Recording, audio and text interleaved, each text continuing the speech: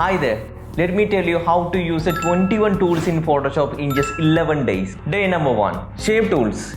Here we can see 6 type of shape tools. So any shape tool that you are taking, you can just long press and drag, you will get a shape. So shape have a color that will be like fill and the outline will be the stroke. So fill will be the inside color, stroke will be the outline.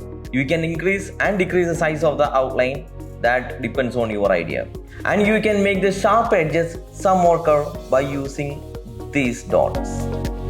Next we are using the direct selection tool. If you are using the direct selection tool, you can choose any type of shapes from here. For example, if I am choosing the polygonal tool, we can just click and drag, then you can change any color with any stroke size.